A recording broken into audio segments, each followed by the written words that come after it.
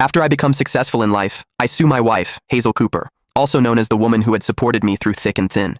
She gets down on her knees and pleads with me tearfully not to divorce her, only for me to shove her away. My neighbors call me an ungrateful bastard. They keep spitting at me and throwing feces at my doorstep. Even the internet users gang up on me and bully me on the internet. But when the court trial is over, everyone kneels before me, looking extremely remorseful. A week ago, the news broke that I'd filed a lawsuit against my wife of more than 20 years, Hazel Cooper, the woman who had shared my bed and my life for over half my adulthood.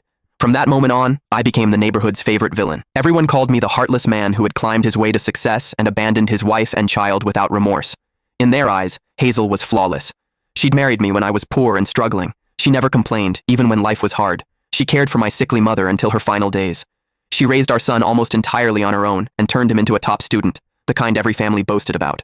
She was even named the town's model wife. I never thought he'd actually show up to court.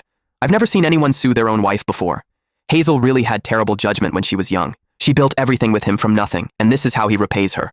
You really do see all kinds of people in this world. I lived next door to him for years. He fooled everyone. Who would have guessed he was such an ungrateful piece of trash? I bent forward slightly as I looked toward the gallery. The courtroom was packed with neighbors, relatives, old friends, even a man I'd grown up with, someone who once treated me like a brother.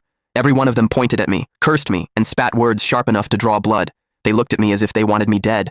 The judge struck the gavel hard, and the noise died instantly. Order. The plaintiff, Brian Zimmer, and the defendant, Hazel Cooper, prepare to proceed. My fingers trembled. A dull ache spread through my chest. I took a deep breath and walked to the plaintiff's table. The room stirred as people realized the defendant hadn't arrived yet.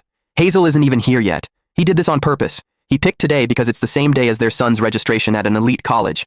There's no way she could arrive on time. Over the past week, insults and threats had become routine. I'd received anonymous messages telling me to die. Razor blades were mailed to my door. People spat in my face. Buckets of filth were dumped on me in the street. I was even laid off. They called it karma and said I deserved every bit of it. Some even said someone like me should have died long ago. And to be honest, I had stopped wanting to live.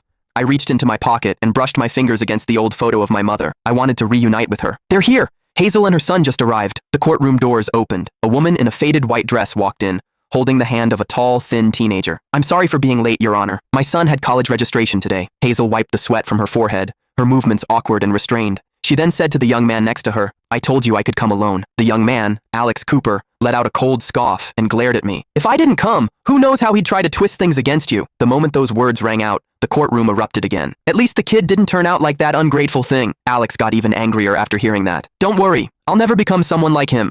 When I make money in the future, I'll spend every last dollar on my mom. Hearing that, everyone in the room started praising him. Order! The plaintiff, Brian Zimmer, and the defendant, Hazel Cooper, prepare to proceed. Hazel stood there, her lips trembling,